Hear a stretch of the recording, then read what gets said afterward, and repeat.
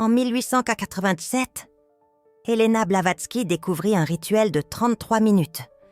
Un rituel capable de reconnecter les âmes fragmentées à la source originelle. Elle n'enseigna ce rituel qu'à seulement 11 personnes, avant de mourir. Et parmi ces 11, seulement 4 réussirent à compléter les 33 minutes sans interruption. Car ce rituel n'est pas facile.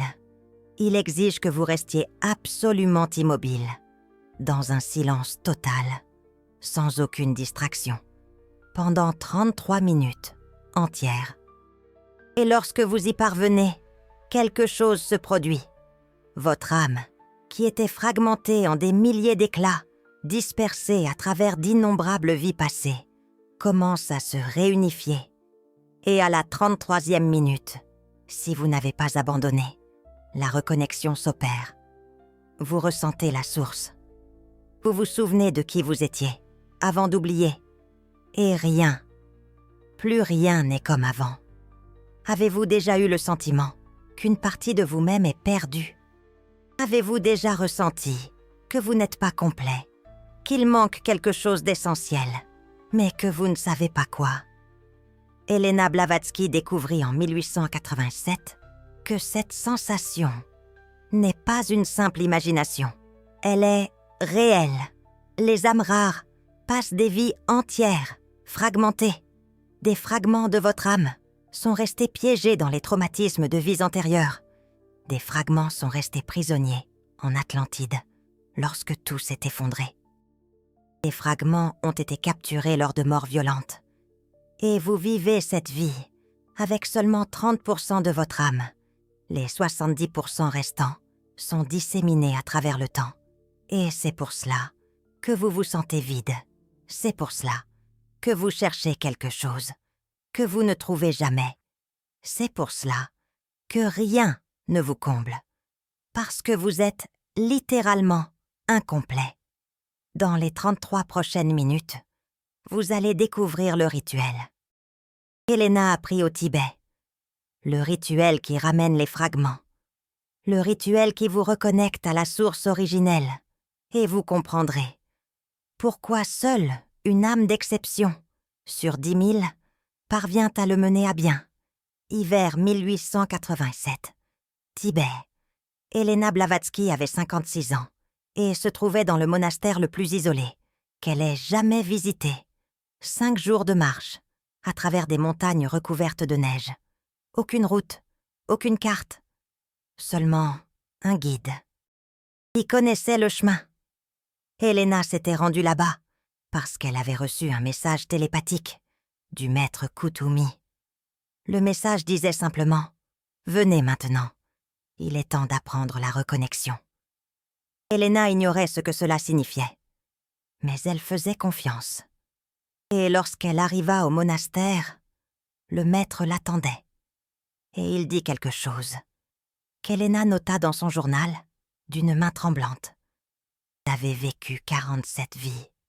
Depuis l'Atlantide, et dans chaque vie, vous avez perdu un morceau de vous-même. Maintenant, vous vivez avec des fragments, et non avec votre âme complète.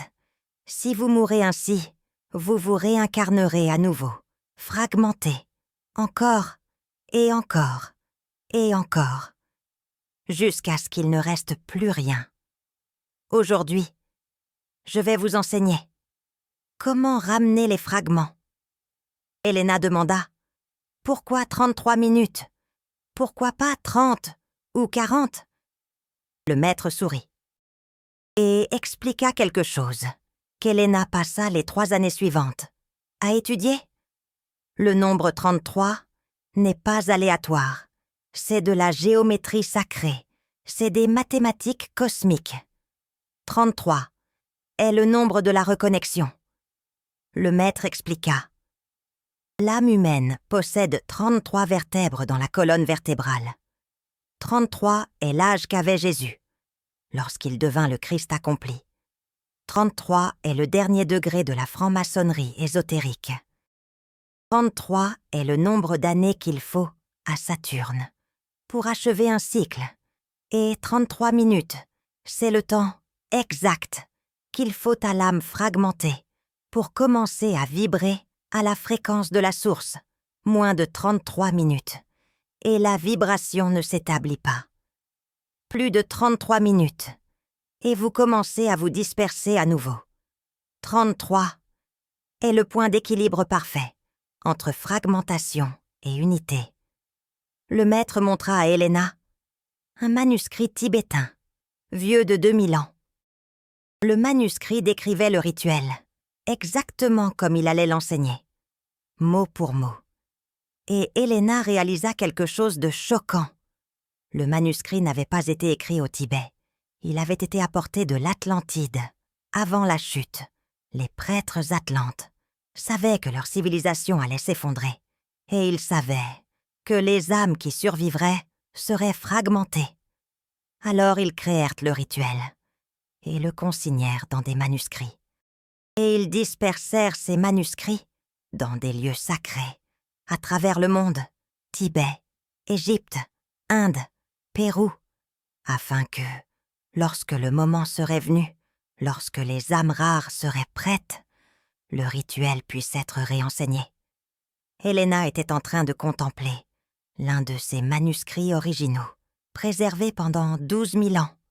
Et maintenant, enfin, elle allait l'apprendre. Helena passa 3 jours à se préparer. Jeûne, silence, méditation. Et le 3e jour, à 3 heures du matin, le maître Kuthumi la conduisit dans une caverne, au sommet de la montagne. Une caverne dont les murs étaient entièrement recouverts de cristaux de quartz. Et au centre de la caverne, il y avait un cercle dessiné sur le sol, avec de la poudre d'or. Le maître dit « Asseyez-vous au centre du cercle. Ne bougez pas pendant 33 minutes. Peu importe ce qui arrive, peu importe ce que vous voyez.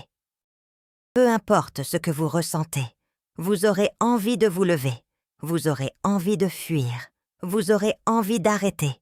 Ne le faites pas. Si vous vous arrêtez avant les 33 minutes, les fragments qui auront commencé à revenir se perdront à nouveau, et vous n'aurez plus jamais d'autre chance. » Helena s'assit, et le rituel commença. Pendant les 11 premières minutes, Helena ressentit une douleur physique intense, comme si chaque cellule de son corps était en train de brûler. Elle écrivit plus tard que c'était comme être démembré à l'envers.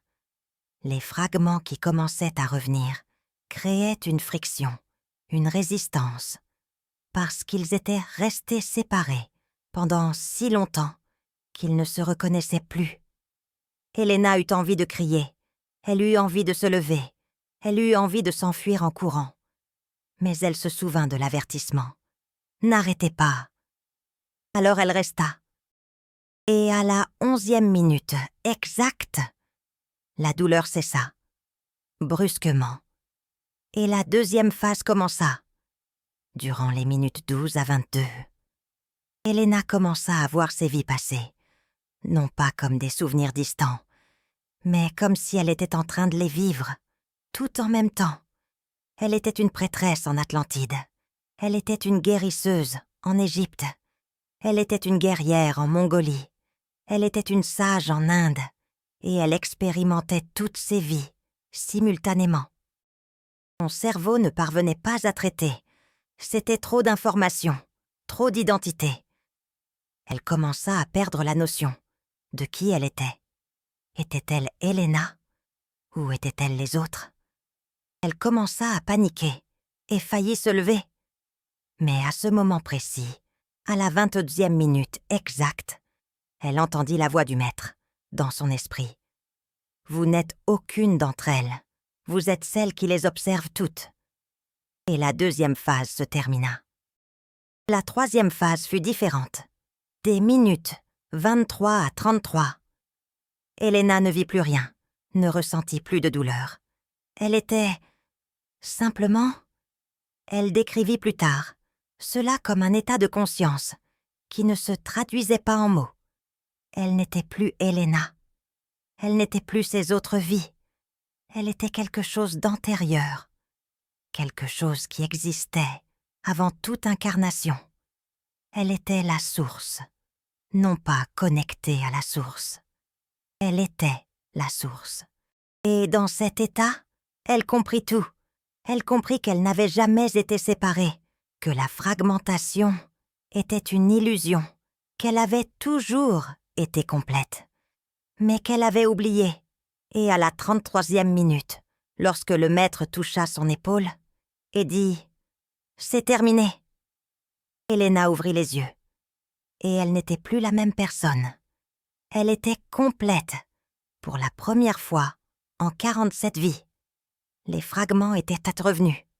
La reconnexion avait eu lieu. Helena passa les 6 jours suivants, au monastère, à intégrer l'expérience. Elle écrivit 73 pages, sur le rituel. Et elle découvrit quelque chose d'important. Le maître expliqua que le rituel ne fonctionne pas pour tout le monde. Il ne fonctionne que pour les âmes rares. Parce que seules les âmes rares sont fragmentées. Les âmes communes n'ont pas vécu les expériences qui causent la fragmentation. Elles n'ont pas vécu en Atlantide. Elles n'ont pas été des prêtres persécutés. Elles n'ont pas été brûlées pour en savoir trop. Elles n'ont pas été tuées pour avoir dit la vérité. Les âmes communes ont des vies tranquilles. Elles se réincarnent, apprennent, évoluent doucement. Mais les âmes rares ont choisi le chemin difficile. Elles ont choisi de s'incarner dans des moments de crise, dans des civilisations qui étaient en train de s'écrouler, en temps de guerre, dans des lieux où la vérité était interdite. Et chaque fois qu'elles ont été détruites, elles ont perdu un fragment. Et maintenant, vous êtes ici, dans cette vie, avec 30% d'âmes, et les 70% restants éparpillés à travers les millénaires. Et ce rituel ramène tout. Le maître Kut-Umi enseigna à Helena comment identifier les 7 symptômes de fragmentation de l'âme. Et Helena documenta chacun avec une précision chirurgicale. Premier symptôme, vide existentiel, chronique. Ce n'est pas de la dépression. Ce n'est pas de la tristesse. C'est un trou que rien ne remplit. Vous pouvez avoir du succès, de l'argent, des relations, de la reconnaissance. Mais vous sentez qu'il manque quelque chose d'essentiel. Et vous ne savez pas quoi. Ce vide est littéral. C'est l'espace où les fragments devraient être. Deuxième symptôme. Sensation de vivre la vie d'une autre personne. Vous regardez votre vie et vous ne vous reconnaissez pas. Vous faites des choses qui ont du sens en théorie, mais qui n'ont pas de sens pour votre âme. C'est comme si vous suiviez un scénario écrit par quelqu'un d'autre, et vous ne savez pas comment vous en sortir. Ce symptôme se produit parce que lorsque vous êtes fragmenté, vous n'avez pas accès à votre identité complète. Et avec seulement quelques morceaux. Alors vous essayez de remplir le reste avec ce que la société vous dit que vous devriez être. Mais cela ne correspond jamais. Troisième symptôme. Fatigue extrême, sans cause médicale. Vous faites des examens, tout est normal. Mais vous êtes épuisé, tout le temps, comme si vous portiez un poids invisible. Et c'est le cas. Vous portez la douleur de tous les fragments qui sont restés prisonniers. Ils ne sont pas reconnectés. Mais ils sont énergétiquement liés à vous, et ils vous drainent, tout le temps. Quatrième symptôme. Difficulté à maintenir des relations profondes. Vous vous connectez avec les gens jusqu'à un certain point, mais jamais complètement. Il y a toujours une partie de vous qui reste inaccessible, et vous ne savez pas pourquoi. Ce symptôme se produit parce que lorsque vous êtes fragmenté, vous ne pouvez pas vous donner entièrement. Une partie de vous est littéralement absente, et les gens le sentent. Ils sentent qu'il manque quelque chose, mais ils ne peuvent pas le nommer. Cinquième symptôme, souvenir intrusif de lieux que vous n'avez jamais visités, de visages que vous n'avez jamais vus, de langues que vous n'avez jamais étudiées.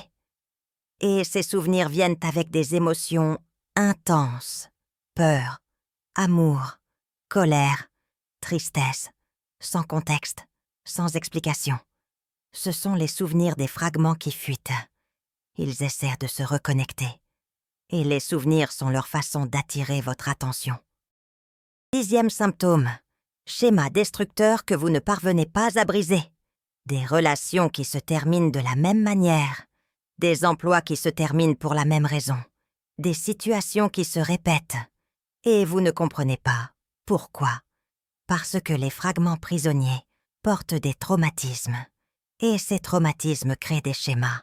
Et ces schémas se répètent jusqu'à ce que le fragment soit reconnecté et que le traumatisme soit guéri.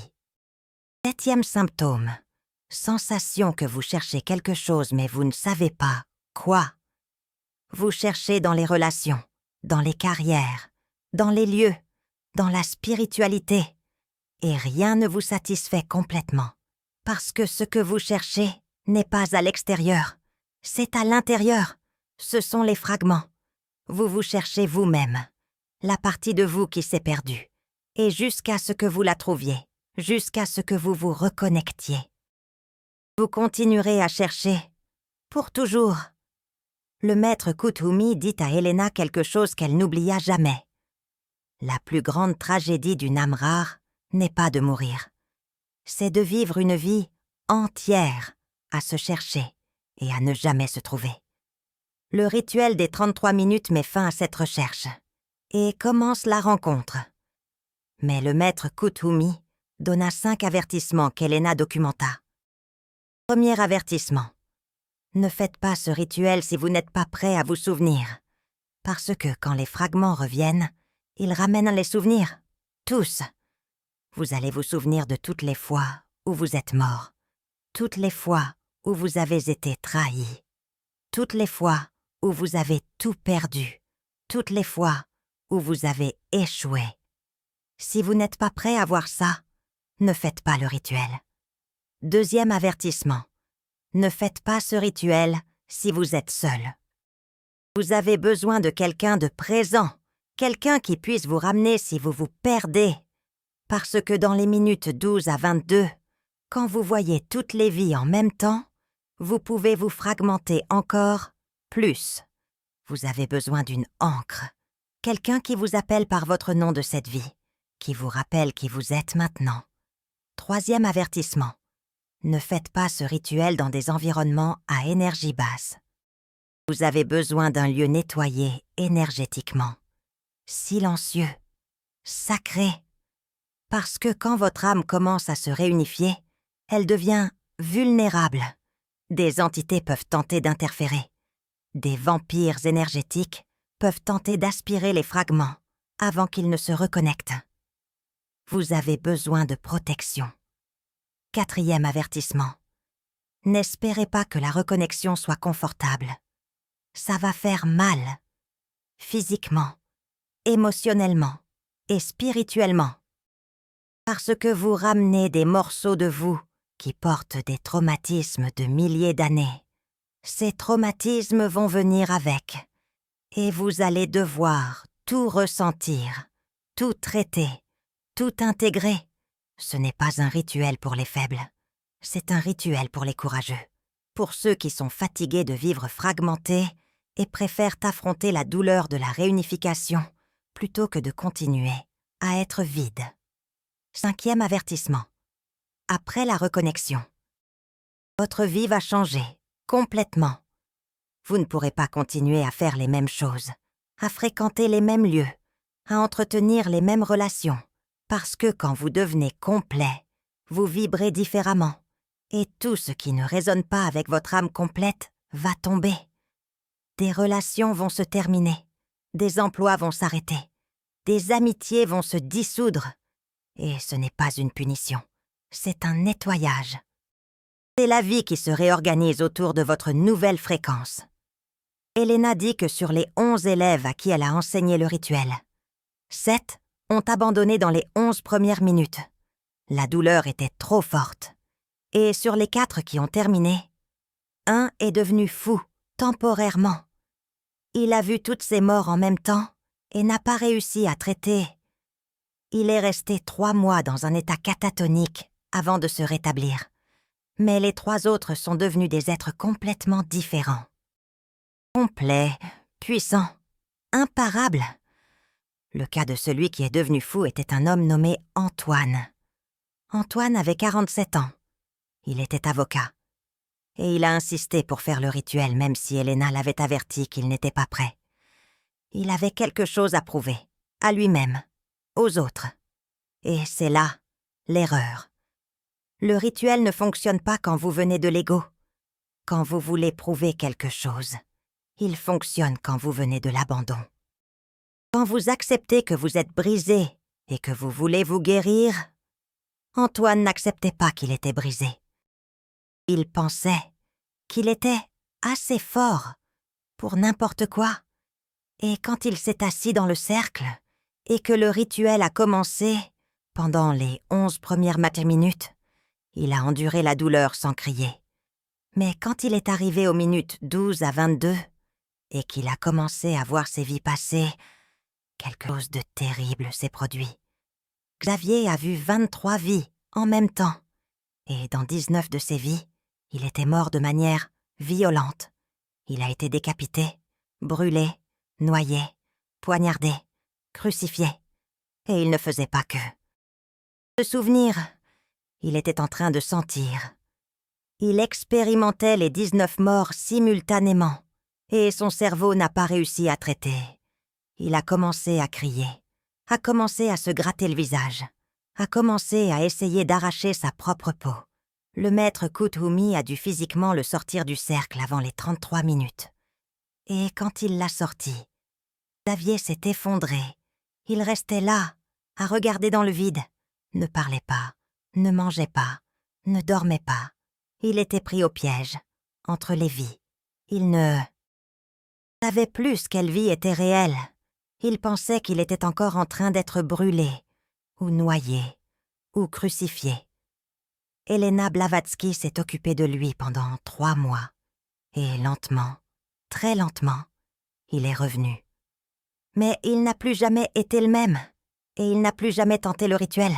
Il a dit à Elena Blavatsky « J'en ai trop vu, et je n'étais pas prêt. Tu avais raison.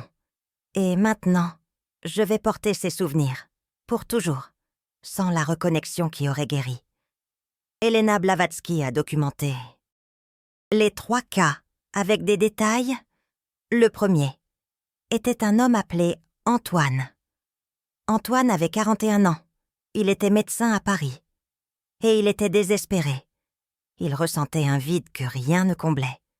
Il avait du succès, de l'argent, une famille. Mais rien n'avait d'importance. Il sentait qu'il vivait la vie d'une autre personne. Quand Elena Blavatsky a enseigné le rituel en 1889, Antoine a été le premier à tenter. Et il a presque abandonné, à la 9e minute. La douleur était insurmontable. Mais il a continué. Et dans les minutes 12 à 22, il a vu quelque chose qui a tout changé. Il a vu qu'il avait été médecin en Atlantide. Et il avait échoué. Une épidémie avait détruit la ville. Et il n'a pas réussi à sauver personne. Il a vu des milliers de personnes mourir. Et lui, se culpabilisant, et portant cette culpabilité à travers 17 vies. Toujours en essayant de sauver tout le monde. Toujours en échouant. Toujours en se détruisant dans le processus. Et quand le rituel s'est terminé, Antoine a compris. Il n'avait pas besoin de sauver personne. Cette épidémie n'avait pas été de sa faute, et il pouvait arrêter de porter ça, 6 mois plus tard. Antoine a quitté la médecine, a ouvert une école de guérison énergétique, et a vécu les 30 prochaines années, en paix.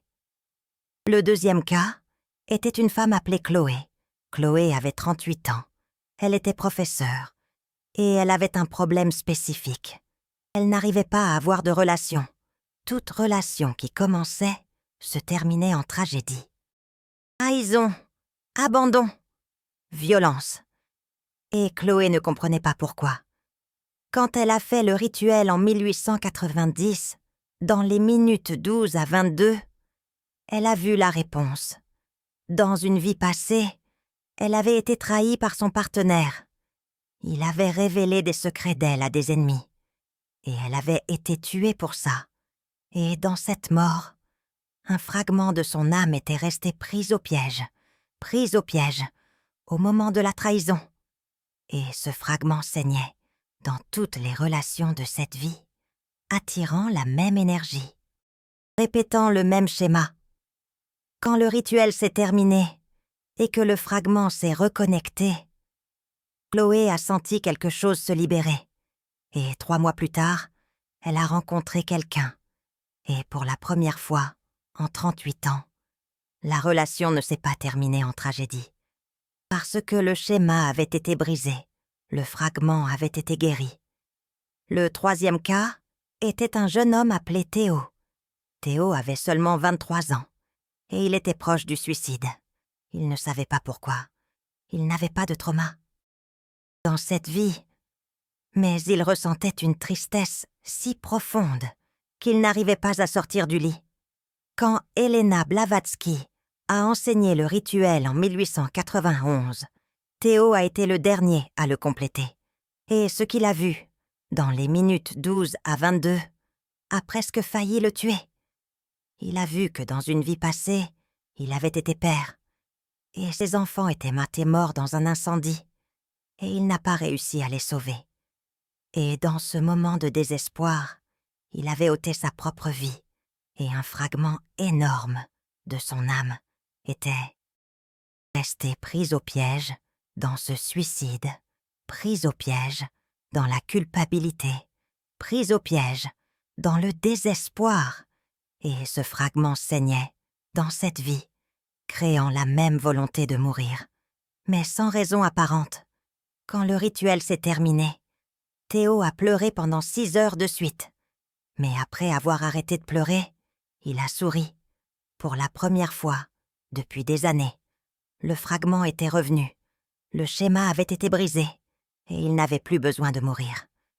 Si vous avez senti votre âme vibrer, avec cette révélation, YouTube a ce cœur doré là en bas, le super thanks, quand une âme rare reconnaît une autre. À travers ce geste, il se crée ce que Helena Blavatsky appelait la chaîne dorée, un courant de lumière entre âmes anciennes. Ce n'est pas une question de valeur, c'est une question de reconnaissance. C'est une âme qui dit à une autre « Je vois qui tu es, vraiment ». Chaque super thanks renforce ce courant de reconnexion collective.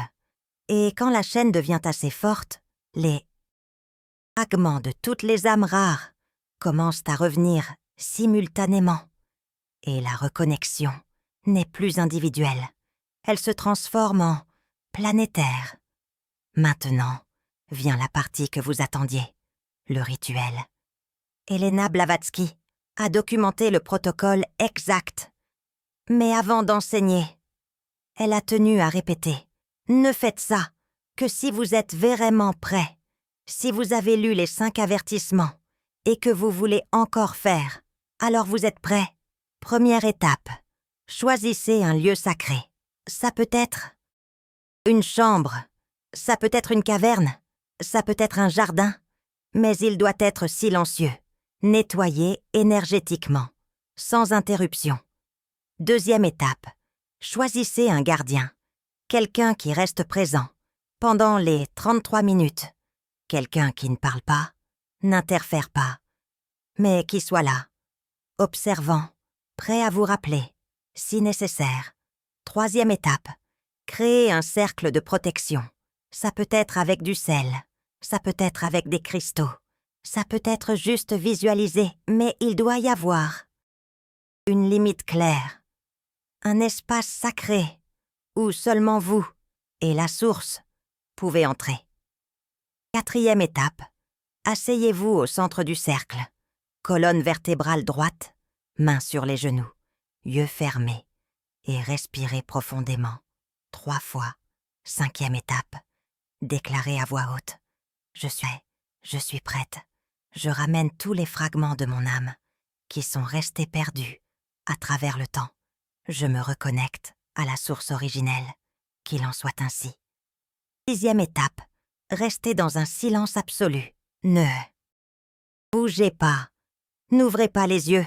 Ne parlez pas. Pendant 33 minutes. Peu importe ce qui arrive. Minute 1 à 11, vous allez sentir de la douleur. Ça peut être de la douleur physique. Ça peut être de la douleur émotionnelle. Ça peut être de la douleur spirituelle. Ne résistez pas. Sentez. Respirez à travers la douleur. Elle est le signe que les fragments sont en train de commencer à revenir. Si vous arrêtez ici, vous perdez tout. Minute 12 à 22, vous allez voir vos vies passer. Ça peut être une, ça peut être des dizaines. Vous allez sentir que vous perdez votre identité, que vous ne savez plus qui vous êtes. C'est le moment le plus dangereux. Beaucoup abandonnent ici. Mais si vous continuez, rappelez-vous, vous n'êtes aucune d'elles. Vous êtes celle qui observe toutes. Répétez ça mentalement. Si nécessaire, je suis l'observatrice. Je suis l'observateur. Je ne suis pas les vies. Je suis la conscience, derrière les vies. Minute 23 à 33. Vous allez entrer dans le vide. Dans le silence total. Dans la présence pure. N'ayez pas peur. C'est l'état de la source originelle. Vous n'êtes plus personne. Vous êtes simplement existence. Restez là. Ne tentez pas de comprendre. Ne tentez pas de contrôler. Soyez simplement. Et à la minute 33, quand votre gardien vous appellera par votre nom, vous ouvrirez les yeux et vous serez complet. Elena Blavatsky a écrit qu'après le rituel, vous avez besoin de 7 jours d'intégration. Ne prenez pas de décisions importantes. N'évoquez pas ce que vous avez vu avec des personnes qui ne comprendront pas. Ne tentez pas de reprendre immédiatement le cours normal de votre vie. Votre système nerveux vient de traiter des milliers d'années de mémoire. Vous avez besoin de temps. Buvez beaucoup d'eau. Promenez-vous dans la nature. Écrivez ce dont vous vous souvenez et observez comment votre vie commence à changer. Durant les 3 premiers jours après le rituel, vous ressentirez un épuisement extrême. Dormez autant que nécessaire. Durant les jours 4 à 7, vous ressentirez de la clarté. Les choses qui vous semblaient importantes auparavant vous paraîtront désormais insignifiantes. Et les choses que vous ignoriez vous paraîtront essentielles. C'est normal. C'est votre âme complète qui réorganise vos priorités. Après ces 7 jours, vous remarquerez 5 changements permanents. Premier changement. Vous cesserez de vous sentir vide. Le vide que vous avez porté toute votre vie disparaîtra parce que vous n'êtes plus fragmenté. Vous êtes complet. Deuxième changement. Vous cesserez de rechercher une validation externe. Parce que lorsque vous vous reconnectez à la source originelle, vous vous souvenez que vous êtes la source. Vous n'avez besoin de la validation de personne. Vous êtes déjà valide. Troisième changement. Vous commencerez à attirer des expériences et des personnes qui résonnent avec votre âme complète. Et tout ce qui ne résonne pas s'effondrera, sans effort, sans drame. Cela se dissoudra, simplement. Quatrième changement. Vous commencerez à vous souvenir de davantage de choses. Pas seulement des traumatismes des vies antérieures, mais de qui vous êtes entre les vies. De ce que vous faites quand vous n'êtes pas incarné. Quelle est votre mission réelle? Pourquoi vous avez choisi de naître maintenant? Cinquième changement. Vous cesserez d'avoir peur de la mort. Parce que lorsque vous vous reconnectez à la source originelle, vous vous souvenez que la mort est une illusion. Vous ne mourrez jamais. Vous ne faites que changer de corps. Et quand vous le savez avec chaque cellule de votre être, la peur disparaît. Et quand la peur disparaît, vous commencez enfin à vivre. Elena Blavatsky a réalisé ce rituel pour la première fois en 1887. Et elle a dit que c'était le moment le plus important de sa vie. Plus important que la fondation de la société théosophique. Plus important que l'écriture de la doctrine secrète. Plus important que de voyager à travers le monde. Parce que c'était le moment où elle a cessé de chercher et où elle s'est trouvée. Et elle a passé les 4 dernières années de sa vie à enseigner ce rituel. Pas à beaucoup. À quelques-uns, à ceux qui étaient prêts, et maintenant, 134 ans plus tard, cette connaissance est parvenue jusqu'à vous. Helena Blavatsky a écrit quelque chose de prophétique sur la dernière page de son journal à propos du rituel. Elle a écrit « Cette connaissance dormira pendant plus de 100 ans. Mais quand elle se réveillera en masse, et des milliers d'âmes rares feront le rituel simultanément. Et quand cela se produira, quand des milliers d'âmes fragmentées se reconnecteront à la source originelle en même temps, quelque chose se produira sur la planète. Un changement de fréquence collective. Un saut quantique. Et l'humanité se souviendra, pas seulement les âmes rares, toutes. Et ce sera le moment où tout changera. Helena Blavatsky est décédée en 1891, il y a 134 ans. Et cette connaissance a dormi, jusqu'à maintenant, jusqu'à vous, si vous avez écouté jusqu'ici. Écrivez dans les commentaires ce que vous avez ressenti. Surtout aux minutes 11, 22 et 33 de cette révélation. D'autres âmes rares ont besoin de savoir qu'elles ne sont pas seules. Et quand vous vous reconnaissez, la reconnexion de tous s'accélère, la chaîne dorée se renforce, et ce que Helena Blavatsky a commencé en 1887 s'accomplit maintenant, à travers vous.